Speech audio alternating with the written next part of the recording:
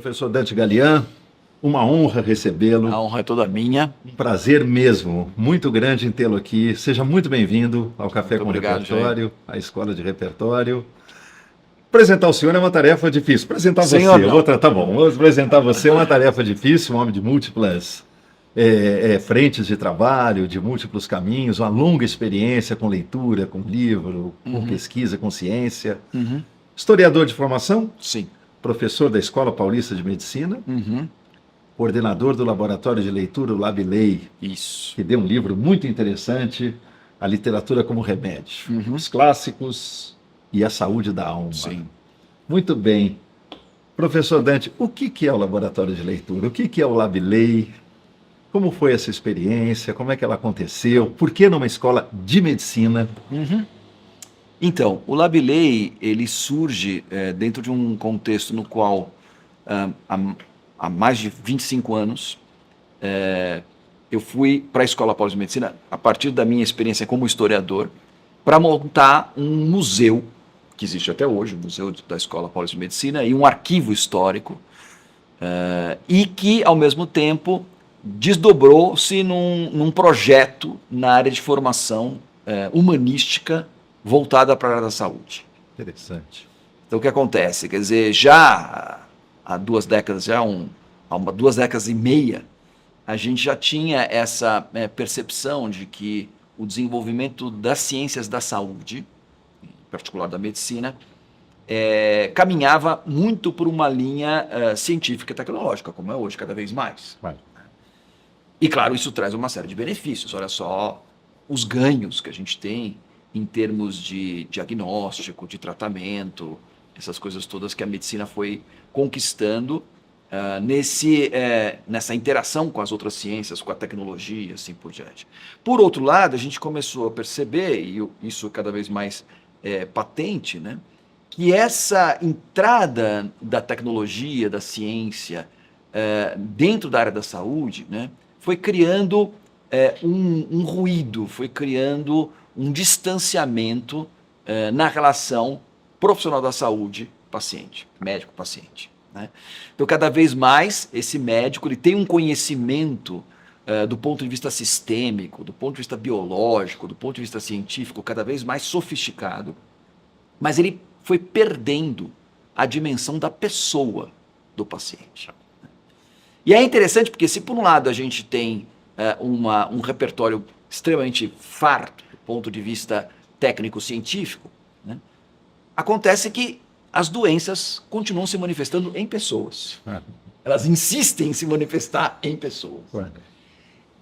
E a pessoa é algo único. Né? A pessoa ela é um conjunto muito complexo de aspectos que, sem dúvida nenhuma, são biológicos, são sistêmicos, físico-químicos, mas também envolvem aspectos culturais, sociais, psicológicos, espirituais e por aí vai.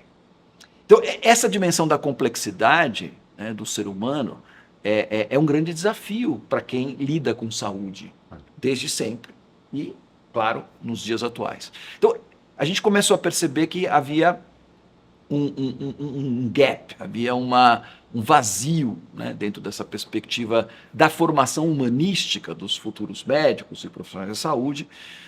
E eu, quando eu cheguei na Escola Paulista de Medicina, né, muito preocupado com essa questão, pensei, a partir da minha expertise, história da medicina, né, numa época, por exemplo, em que não se tinha nem estetoscópio, né, como é que os médicos faziam, né, para conhecer, para lidar e, de alguma forma, cuidar dos pacientes.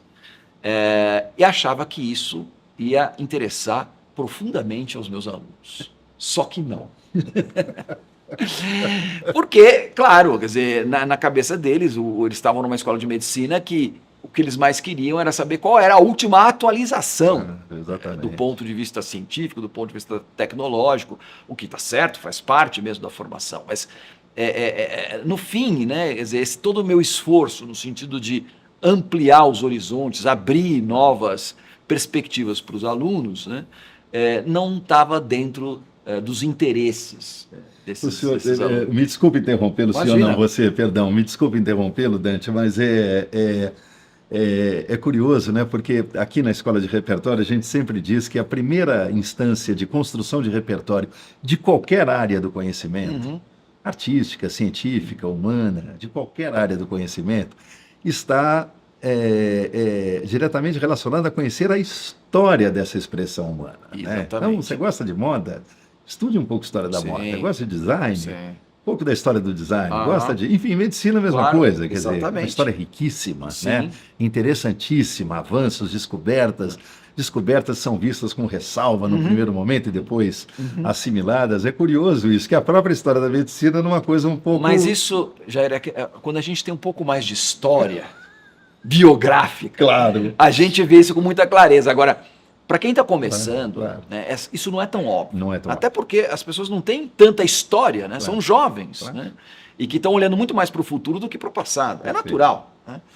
Então, no fim, essa minha abordagem acabou não dando muito certo, né? Quer dizer, apresentar os grandes vultos da história do passado, Hipócrates, Galeno, Paracelso, William Harvey, né? Por mais que eu me entusiasmasse com isso, esse entusiasmo não conseguia contaminar os alunos. A teoria dos quatro humores, Exatamente. né? Bilis, Exatamente. fleugma, Perfeitamente. né? Enfim, circulação do Os sangue. ares, os lugares e Vários aquela coisa lugares. toda, né?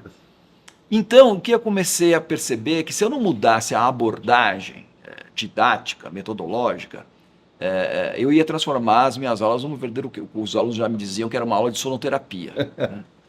Então, eu comecei a aplicar algo que eu aprendi na minha formação, na faculdade, alguns professores que faziam seminários em que os alunos liam textos, né, e discutiam esse texto com o professor.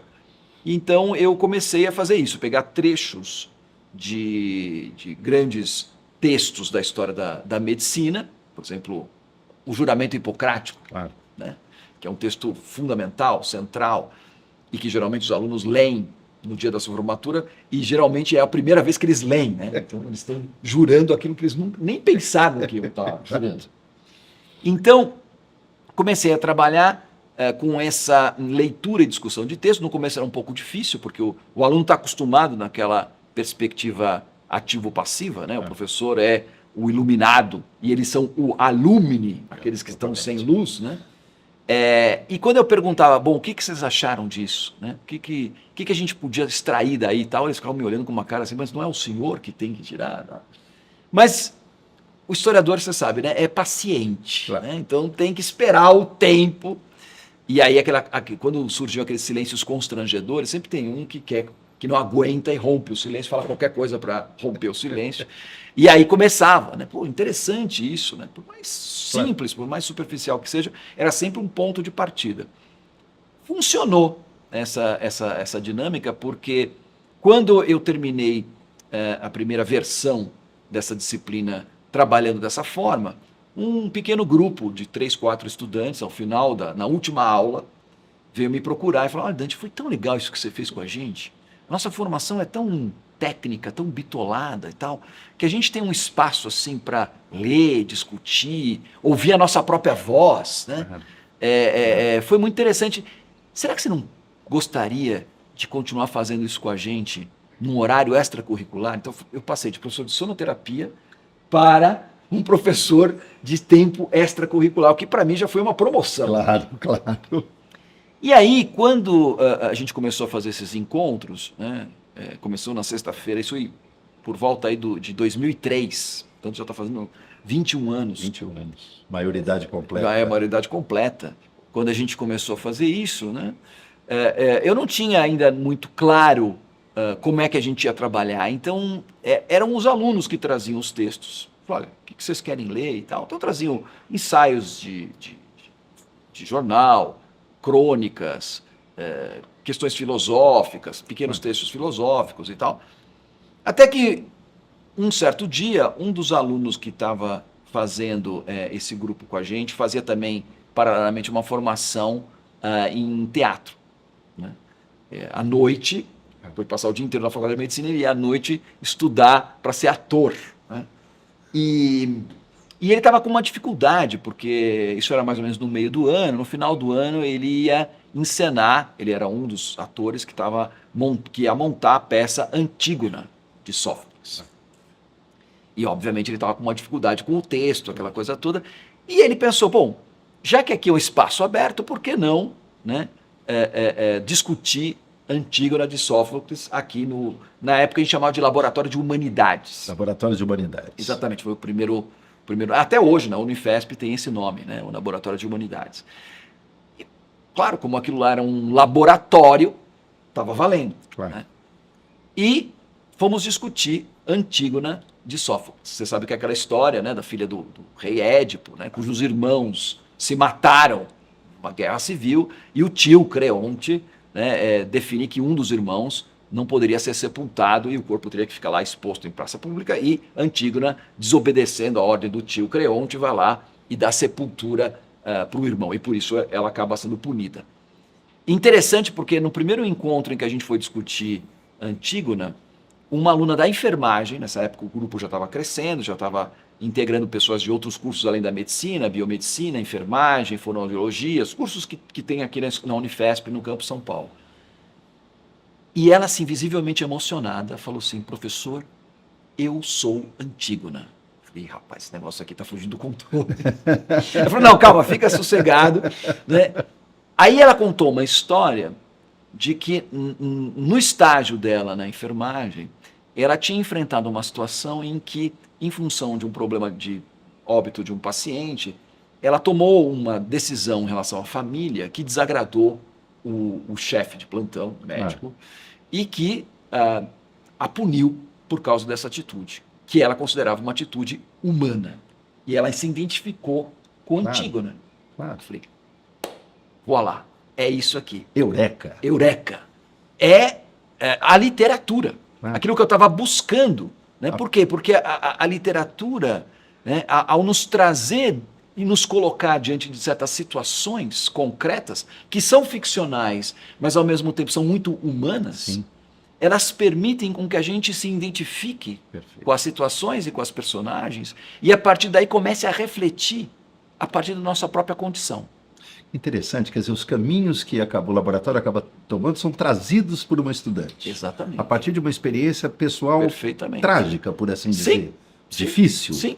E ela traz isso, verbaliza e isso dá um caminho. Exatamente. Quer dizer, então é interessante isso ter surgido na Faculdade de Medicina, né? Porque, de repente, a abordagem, a maneira como o texto literário vai sendo lido e apropriado é de uma forma não técnica. Como, de repente, numa faculdade de letras, né, em que você tem toda uma abordagem natural, né, uma abordagem mais técnica, mais acadêmica. Sim. Numa faculdade de medicina, eu não tenho por que fazer isso. Claro. Né? De maneira que eu posso deixar com que o texto comunique, principalmente, o seu caráter estético. Né? O seu caráter estético e ético, no final das contas. Né? Porque... e aí está a grande vantagem de você trabalhar com os clássicos, né? Porque os clássicos são aqueles que abordam as questões essenciais da existência humana de uma maneira que transcende as limitações do ponto de vista temporal e cultural, nacional, assim por diante. Nós vamos falar disso, Dante, mas eu queria só, nós vamos falar dos clássicos bastante aqui, da escolha dos livros, da escolha dos caminhos que você tem, mas essa questão que você traz é muito interessante, né? Quer dizer, é uma leitura, e a palavra que você usa é perfeita, tem uma apropriação. Isso. Que não é exatamente dentro dos códigos tradicionais da análise linguística, da análise textual, mas é uma apropriação que não desmerece o caráter estético, ou seja, há algo do prazer. Perfeito. Da fruição, perfeito, dessa dimensão do prazer que aquilo é capaz de proporcionar. E essa palavra é muito importante, uma apropriação, sim, né? Sim. Porque é onde a singularidade também consegue se estabelecer. Exatamente. Porque, na verdade, a gente resgata um pouco esse sentido radical e original da palavra estética, né? Que vem de aesteses. Sensações. Que é o despertar. Sim. Né? Os alunos de medicina conhecem muito bem o que é anestesiar. Que é a interrupção das sensações. Exatamente. Né? Então, de repente, quando você submete a uma experiência que é aestésica, né, para eles é muito revelador. Claro. Né? E encontrar a possibilidade, dentro de uma faculdade de medicina, né, em que esses sentimentos e afetos possam vir à tona, né, e possam ser comunicados. E aí a gente foi, junto com o meu parceiro, até hoje, o Rafael Ruiz, que também é professor lá só que ele é professor na Escola de Filosofia, lá em Guarulhos, mas nós começamos isso juntos, antes mesmo dele ser professor da Unifesp, começamos isso junto porque a gente começou a observar como a literatura afetava as pessoas, Sim. provocava reflexão essa que se dava numa dinâmica dialógica, né, porque, enfim, as pessoas se manifestavam e ouviam os que uns e outros tinham a dizer, opiniões distintas, às vezes até contrastantes, assim por diante, e a partir desse momento as próprias pessoas iam elaborando. Então, essa apropriação, ela vem de um processo no qual você destrava, você desperta sentimentos e afetos, né? E ao mesmo tempo você elabora isso do ponto de vista racional, no diálogo com o outro. Né? Na verdade, a gente está fazendo aquilo que Sócrates já fazia né, em Atenas há 2.500 anos atrás. Exatamente. Só que partindo da experiência estética com a literatura. Agora, Dante, isso cresceu, né? Cresceu o laboratório de leitura cresceu bastante, Sim. né? Virou um livro, Sim. no qual toda essa história é relatada. Assim, ele cresceu. Hoje é uma atividade com uma demanda grande. Sim. Porque é curioso, né? A gente tem na história da literatura uma relação muito íntima, às vezes, da medicina com a literatura. Sim. Guimarães Rosa, por exemplo, o próprio Chekhov, né? Para pegar uma área que você tanto gosta, da literatura russa, Pedro Nava, Sim. E tantos outros não nos deixa mentir dessa relação que a própria medicina acaba estabelecendo com a literatura. Mas a própria escolha, quer dizer, como é que você foi, então, estabelecendo esse rol? Os livros, os autores e assim por diante. Acho que tem uma série de elementos, porque tudo foi uma experiência muito laboratorial. Então, é até interessante, porque a gente deu esse nome de Laboratório de Humanidades a princípio, porque a escola de medicina está cheia de laboratórios. Sim. Laboratório de anatomia, laboratório de embriologia. E aí a gente criou um outro laboratório, que é um laboratório de humanidades, digamos assim, tomando como base a literatura. E como um verdadeiro laboratório dentro de uma escola médica, né, aquilo não só estava sendo testado, né, e trabalhado, mas também pesquisado. Então, Rafael e eu começamos a transformar o laboratório de humanidades em objeto da nossa linha de pesquisa. Olha. Então, de lá para cá, a gente tem aí quase uma centena de trabalhos de iniciação científica, mestrado, doutorado, pós-doutoramento. Que interessante. Né, e boa parte eu tentei sintetizar isso no meu livro Literatura como Remédio, onde a gente começou a estudar o fenômeno e, a partir desse estudo, também sistematizar melhor a metodologia do laboratório. De maneira que a gente chegou num modelo, né, que podia ser replicado.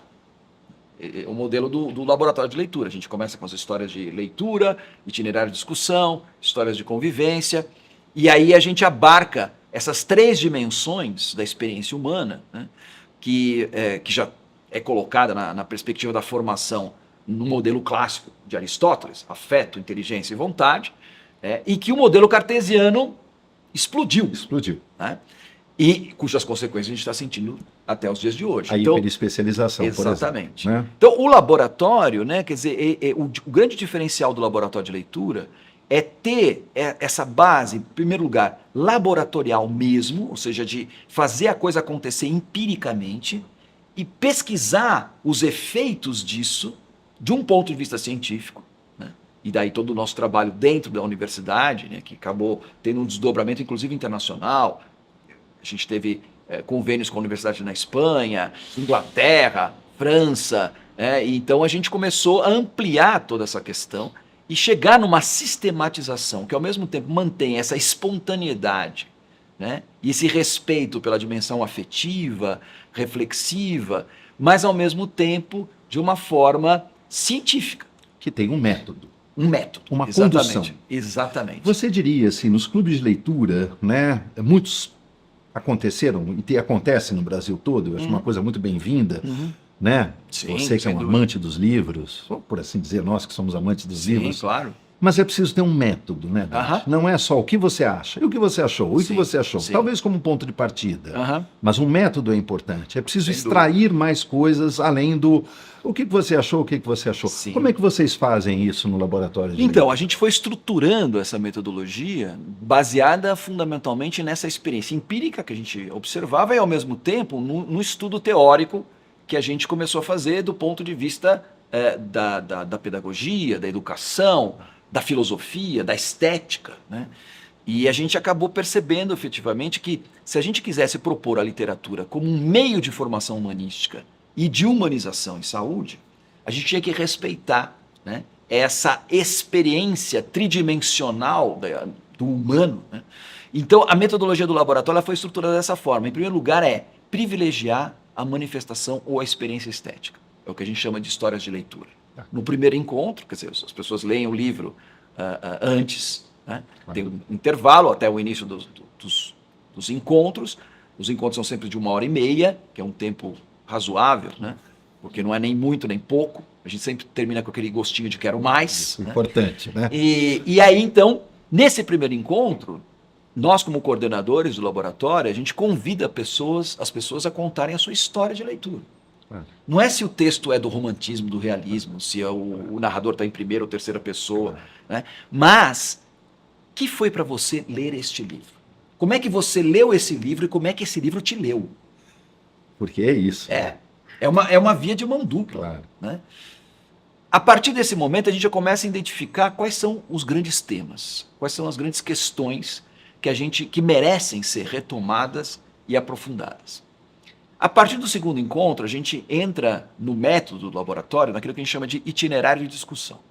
Então, dependendo do tamanho do livro, a gente divide esse livro ao longo dos encontros. Então, pode chegar de 3 a 4, 5, até 12 encontros, dependendo do tamanho. Por exemplo, os irmãos Karamazov, né?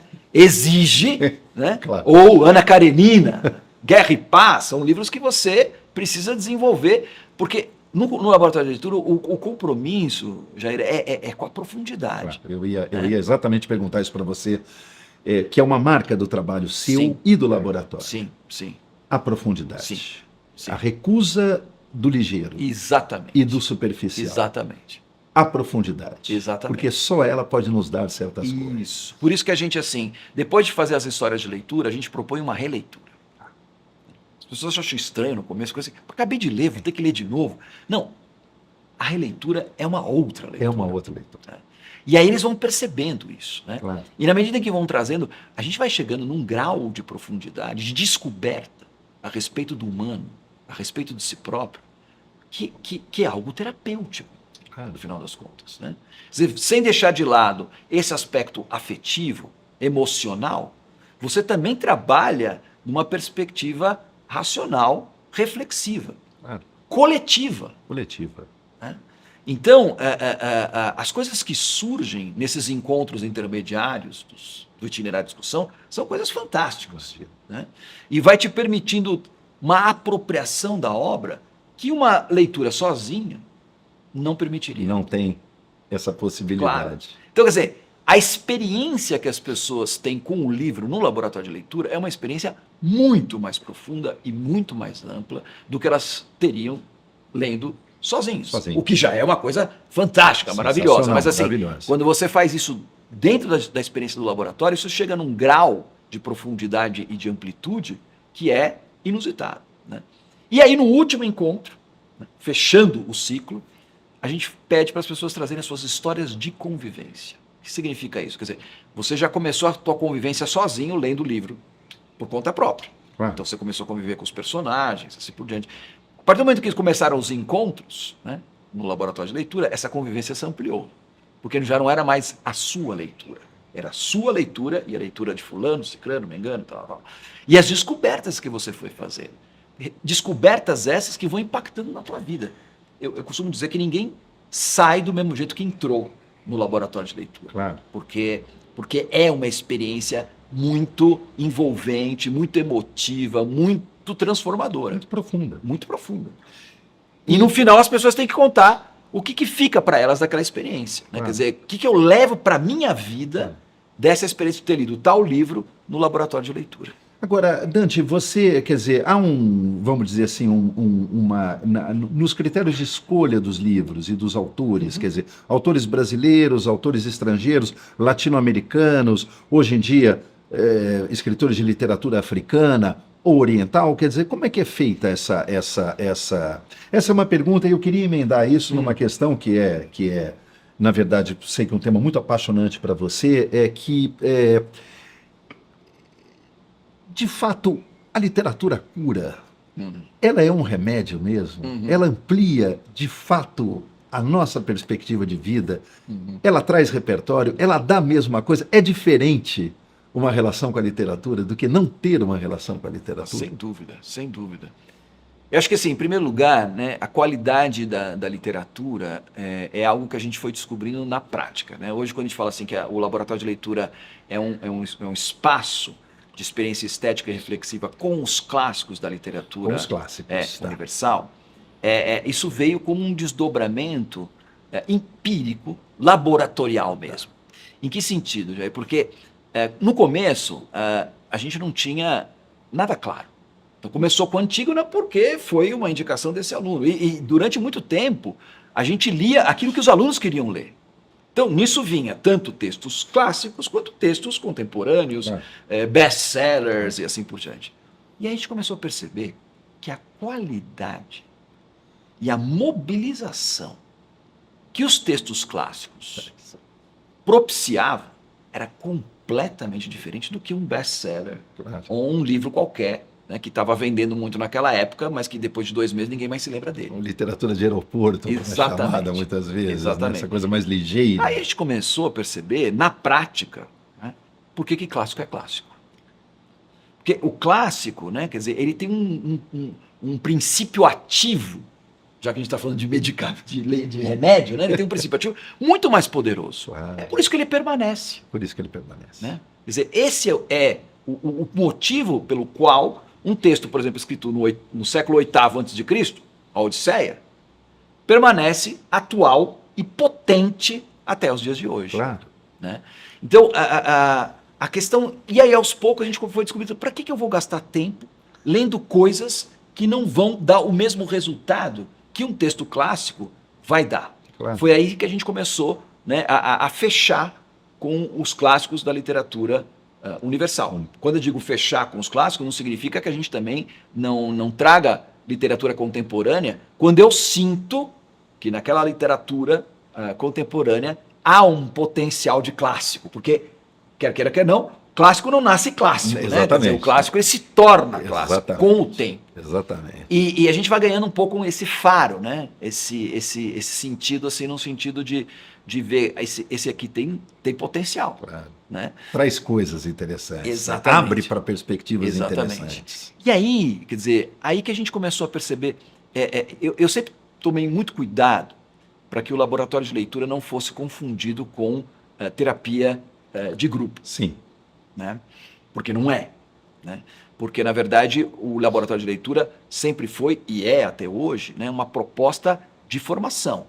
É uma proposta educacional, digamos assim. Né? De ampliação de repertório, de conhecimento não só da literatura, mas também do humano, né? Da experiência humana, e que, claro, acaba sendo também uma experiência de autoconhecimento. E é na medida em que a gente vai desenvolvendo isso do ponto de vista formativo, né, que ao colocar as pessoas em contato com aquilo que é próprio do humano, isso tem um efeito terapêutico. Claro. O meu livro Literatura como Remédio, né, esse título, Literatura como Remédio, não é só uma jogada de marketing. Claro. Né? E não é só pelo fato de ser algo que foi desenvolvido numa faculdade de medicina, mas porque os próprios participantes, ao longo dessas décadas, davam esse retorno. Como a gente fez pesquisa, claro, principalmente qualitativa, né, tentando entender o que era o laboratório de leitura para essas pessoas, a gente começou a perceber que a palavra terapêutico e remédio aparecia constantemente. Né? Eram palavras-chave que a gente identificava na grande maioria das narrativas. Né? E aí a gente começou a ir a fundo nessa questão. Quer dizer, então, peraí, se a literatura cura, por que ela cura? E aí foi ficando evidente que ela cura porque, na verdade, ela nos conecta com aquilo que nós somos. Hoje, para mim, está claro, Jair, que a doença, né, o mal que assola o nosso tempo, advém do fato de que a gente está insistindo em viver de uma maneira que não é própria do humano. E isso já remete para o outro livro que eu escrevi mais recentemente, que fala justamente sobre isso. Nós vamos chegar nisso. Eu percebo no seu trabalho, no trabalho do Laboratório de Leitura, da Casa Arca e no seu trabalho, Dante, assim, uma preocupação muito bonita, né, e muito verdadeira, com essa questão do entendimento do nosso tempo, das doenças que o nosso tempo vive, desse espécie de descompasso, um desequilíbrio caótico, ou um caos desequilibrante, enfim. Há uma coleção de autores, historiadores, sociólogos, pensadores que olham para o nosso tempo e entendem essa coisa toda. E vejo que isso é uma preocupação muito grande, sua, da casa e do Laboratório de Leitura. Quer dizer, como é que você enxerga esse verdadeiro painel de desequilíbrios que a gente pode chamar de doença? E, novamente, e esse papel da leitura literária, ou seja, da literatura, vou usar uma palavra que talvez não seja apropriada, mas no combate, né, ou de nos dar um certo tipo de bússola para a gente poder navegar por esses tempos estranhos. O José Ortega y Gasset, famoso filósofo espanhol, né, dizia que... Um elegante. Um elegante, um homem de garbo e elegância. O Ortega y Gasset dizia que a cultura é algo que nos salva do naufrágio vital. Né? Quer dizer, porque esse naufrágio vital, ele escrevia isso há um século atrás. Né? Ele já percebia efetivamente que ele é o grande pensador, né, da rebelião das massas, sim, né? Sim. Da massificação da cultura, da desumanização da arte, exatamente. Ele já percebia efetivamente que essa penetração dessa dinâmica que eu chamo hoje de performática na vida humana, ou seja, de você transformar as pessoas em apêndice das máquinas, mesmo naquela linguagem ou naquela imagem do Charles Chaplin, tempos modernos e tal, quer dizer, a gente entrando nas engrenagens, aquela coisa toda, que começa com a Revolução Industrial, mas que foi se aprofundando, se radicalizando numa experiência que hoje, que talvez um dos filósofos, dos teóricos mais fantásticos que eu vejo na atualidade, que é o Byung-Chul Han. Maravilhoso, né? Sociedade do Cansaço, né? E aquela questão toda, quer dizer, que é essa dinâmica na qual, né, o mecânico e o digital, né, foi penetrando de tal maneira na nossa vida que foi nos transformando em apêndices de máquinas, em apêndices de sistemas, né, em máquinas de alta performance. Regidos por metas e performances permanentes. Exatamente. Né? Então, essa perspectiva performática, eu tenho insistido muito nesse aspecto, né? Ela tem um fator desumanizador muito radical. Né? E para mim está claro, Jair, que grande parte, ou se não quase todas as doenças, as patologias, principalmente aquelas que se manifestam do ponto de vista psicossomático, assim por diante, são resultado desse processo desumanizador. Ou seja, a insistência da gente viver, ou melhor, funcionar de uma maneira que não é própria do humano.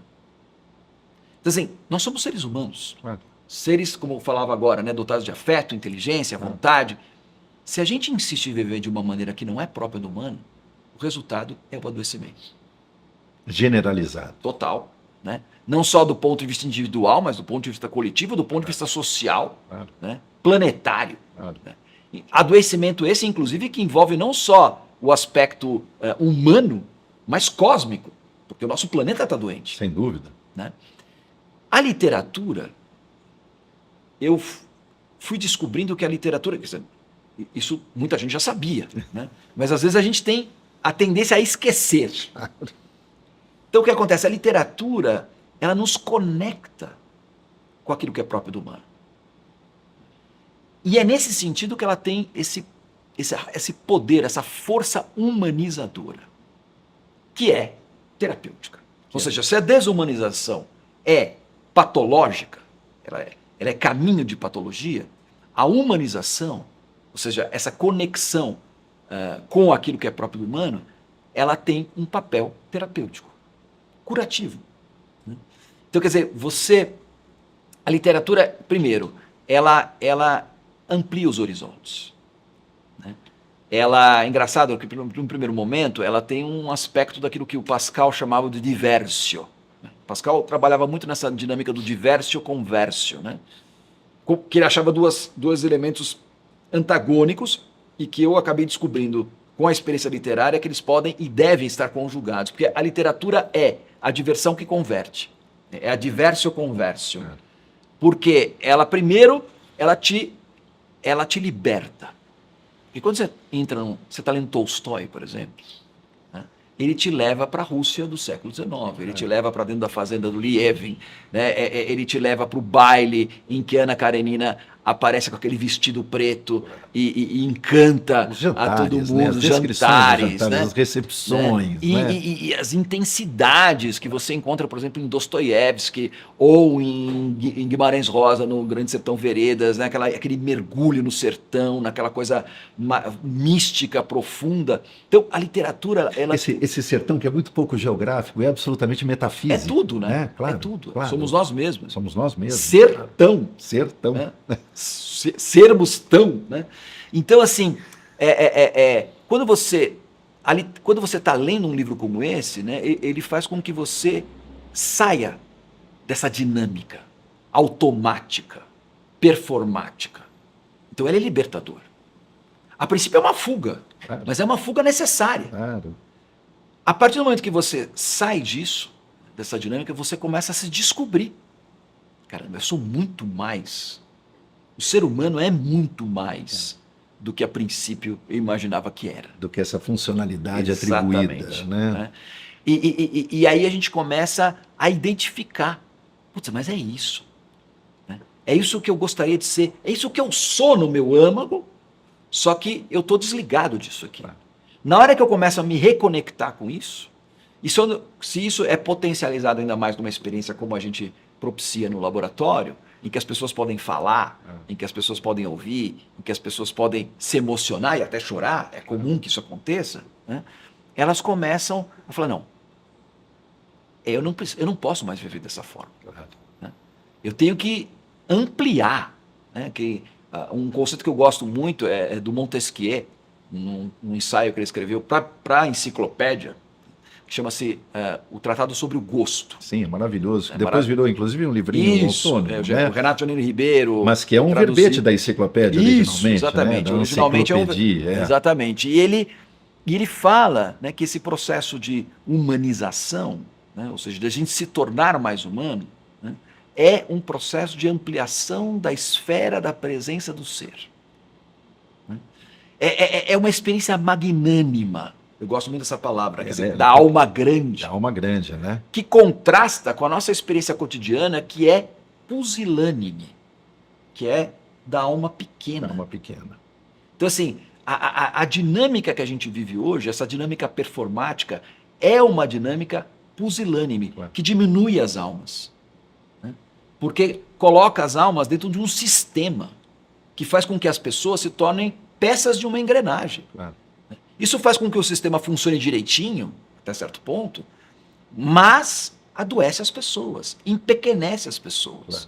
Nós não estamos aqui para funcionar, nós não estamos aqui para ser parte de uma engrenagem, nós estamos aqui para, como eu gosto de falar nesse meu último livro que eu publiquei, no Próprio do Humano, para realizar a nossa própria beleza, a nossa kalokakaphia, como diziam os gregos. Né? Então, assim, a literatura é justamente essa experiência que nos permite relembrar que nós não estamos aqui para funcionar, que nós estamos aqui para viver e para realizar a nossa própria beleza. Né? Que bonito isso, Dante. Quer dizer, isso que é terapêutico. Isso que é terapêutico. Isso que funciona como remédio. Exatamente. Um fármaco.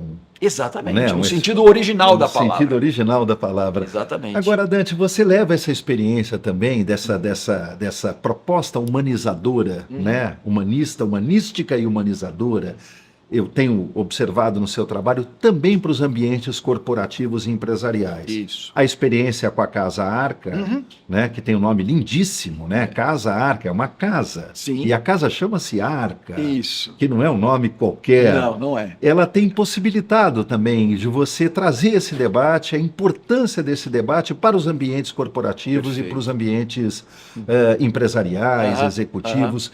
Assim, como é que é a recepção disso, em geral, num ambiente que se pauta por outros critérios? Sim. Pelo cálculo, pela eficiência, pela funcionalidade extrema, né? Pela performance. Como é que é a recepção disso? É curioso, porque quando a gente começou a desenvolver essa experiência dentro da Faculdade de Medicina, inevitavelmente ela acabou transbordando, né? A gente começou focado fundamentalmente na formação dos futuros médicos, futuros profissionais da saúde. E os meus alunos começaram a levar isso para outros ambientes, né? Quer dizer, aplicar o laboratório de leitura como um recurso, por exemplo, formativo e terapêutico em outros espaços, para lidar com pacientes, para lidar com pessoas da terceira idade, para lidar, por exemplo, com psicóticos. A gente aplicou o laboratório de leitura com grupos de psicóticos e tal. Então a gente começou a perceber que aquilo tinha uma potencialidade muito grande. Foi aí que eu criei a Casa Arca, né, como um espaço aberto a todas as pessoas que quisessem, né? E a maior demanda que começou a me vir, né, na Casa Arca foi justamente demandas de grupos corporativos, de empresas, né, que já começavam a identificar certas situações patológicas, porque hoje você sabe, né, o mundo corporativo, infelizmente, é um espaço produtor de patologia, porque essa dinâmica performática que eu comentava, ela é vivenciada de uma forma muito radical dentro do espaço empresarial, dentro do espaço corporativo.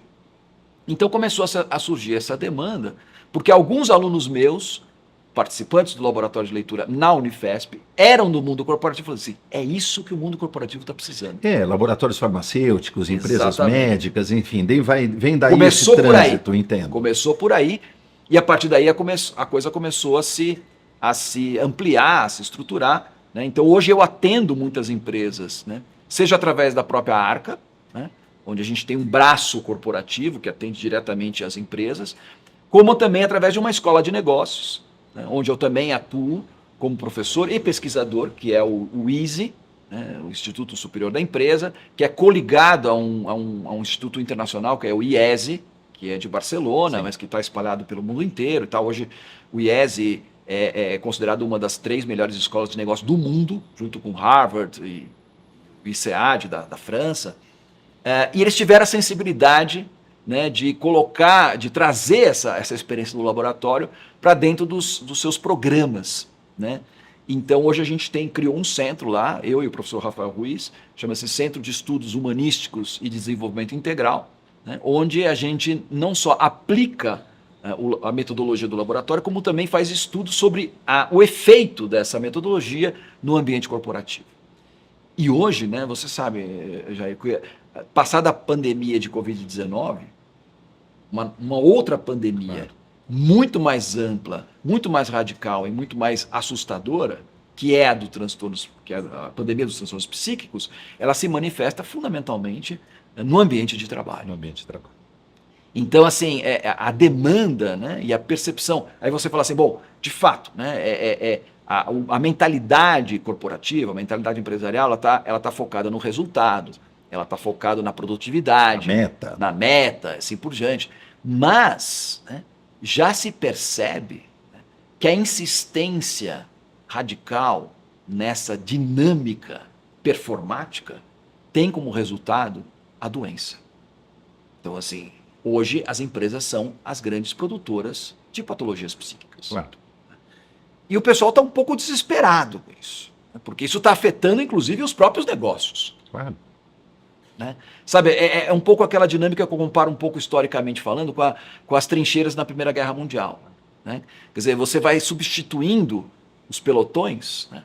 Vai chegar uma hora que não vai sobrar ninguém. Não tem mais nada. Né? Então, aquilo lá está ineficaz, tem que mudar a dinâmica. Então, já tem uma certa percepção, né, que essa miopia pusilânime né, de focar a questão no resultado, na entrega, na meta, assim por diante, quer dizer, ela funciona talvez a curto prazo, Sim. mas a médio e longo prazo, ela compromete o próprio sistema, porque você está lidando com pessoas. Exatamente. Né? A hora que você puder ter uma empresa que funcione completamente com inteligência artificial, aí é outro papo. Agora, Dante, é interessante, porque junto com isso que você coloca, há também é uma pergunta isso, né? Uma reconfiguração geral, ou pelo menos a gente vê alguns indícios de uma reconfiguração, no qual as próprias empresas, de uma certa forma, e vem muito à minha cabeça o Domênico De Masi, Sim. quando eu falo isso, quer dizer, elas também precisam entender uma transição. De deixar de ser apenas um player econômico para ser também hoje um player social. Sim. Ou seja, um agente capaz de interagir com comunidades, com desenvolvimento territorial, desenvolvimento local, arranjos produtivos locais e assim por diante. Nessa passagem, um outro papel elas vão precisar ter. Isso. Que não apenas será de metas, vendas e cumprimento de resultados, mas também da percepção da relação, digamos, um pouco mais... podemos dizer, harmônica, ou um pouco mais interessante, a ser desenvolvida com as comunidades nas quais elas atuam. E aí, novamente, me parece, quer dizer, o papel de pensar esses inovadores, os inovadores das artes, né, os escritores, me parece absolutamente essencial. Não, total. Nessa reconfiguração de papéis. É aí que Faz sentido isso? Sim, sim. Aí você toca toda uma outra linha que eu tenho desenvolvido, tanto do ponto de vista teórico quanto do ponto de vista prático, né, enquanto linha de pesquisa, seja lá no CEDI, né, no centro que eu dirijo lá na escola de negócios, quanto no CEF, que é o centro que eu dirijo na Escola Paulista de Medicina, voltada à área de saúde. O que acontece? Quer dizer, a empresa...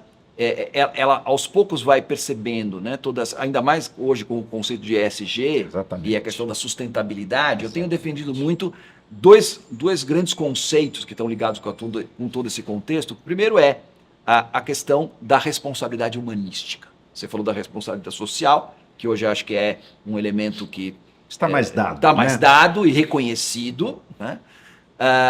Mas precisamos avançar. Precisamos avançar. Precisamos passar de uma responsabilidade social para uma responsabilidade humanística. Perfeito. Ou seja, cuidar não só da sustentabilidade social e da sustentabilidade ambiental, mas aquilo que eu costumo chamar de sustentabilidade da alma. Né? Ou seja, como transformar o espaço de trabalho, que hoje é um espaço produtor de patologia, porque ele está regido pela lógica performática, para um espaço produtor de saúde, que passa a ser regido por uma lógica de promoção de saúde, que eu chamo de saúde existencial. Então, assim, precisa cair a ficha de que o empresário, né, o mundo corporativo, tem que estar comprometido com o crescimento humano, não só profissional. Né? Sim. Mas, assim, se eu crio condições para que no ambiente de trabalho a pessoa se sinta valorizada, né? Que eu forneça repertório que vai muito além do técnico, né? E que pense, fundamental, que traga subsídios para o crescimento da pessoa do ponto de vista existencial, né?